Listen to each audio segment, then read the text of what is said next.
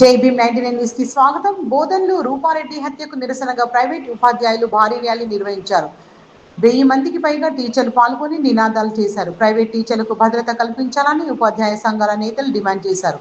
రూపారెడ్డి హత్యకు బాధ్యులపై కఠిన చర్యలు తీసుకోవాలని కోరారు. అనంతరం బోధన్ ఆర్డీఓను కలిసి వినతి పత్రం సమర్పించారు.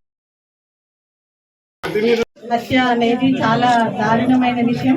పిల్లలకు భవిష్యత్తు నేర్పించే ఉపాధ్యాయుల మీద ఉపాధ్యాయురాల మీద ఈ విధంగా జరగడం అనేది మనం చాలా బాధపడాల్సిన విషయం. పిల్లలకు ఓన్లీ ఉపాధ్యాయులు మాత్రమే కాకుండా తల్లిదండ్రులు కూడా వాళ్ళ ఇంట్లో వాళ్ళ ప్రవర్తన ఏ విధంగా ఉంటుంది, వాళ్ళు ఏం చేస్తున్నారు అనేది గమనించాల్సి ఉంటుంది. తల్లిదండ్రులంతా వాళ్ళు ప్రతిరోజు వాళ్ళ దినచర్యలను పరిశీలిస్తూ అదేవిధంగా పాఠశాలల్లో కూడా పిల్లల భవిష్యత్తు గురించి లేదా వాళ్ళ ప్రవర్తన గురించి చర్యలు తీసుకోవాలి. ఇప్పుడు ఈ దారుణ విషయం సంబంధించి నేను గవర్నమెంట్ దృష్టికి తీసుకుపోతాను. గవర్నమెంట్ తగిన చర్యలు తీసుకుని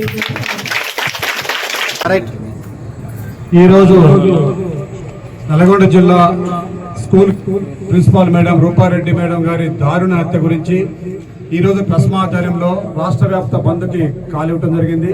దానిలో భాగంగా బోధనలో ఉన్న విద్యా సంస్థలన్నీ కేజీ టు పీజీ వరకు ఉన్న విద్యా సంస్థల ఉపాధ్యాయ బృందం మరియు సంస్థ అధిపతులు అందరూ పాల్గొని ఈరోజు మహాలక్ష్మి మందిర్లో ఆమెకి సంవత్సర సభ పెట్టాం.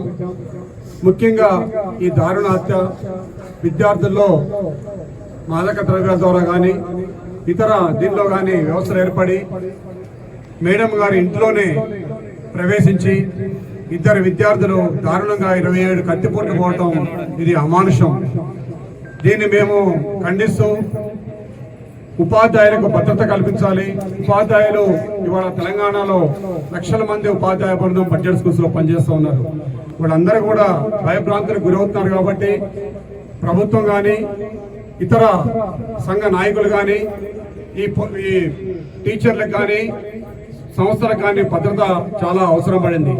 ఎక్కడైనా మా సంస్థల్లో కూడా తప్పు జరిగితే వాటికి చెప్పి నిరసన చేయొచ్చు.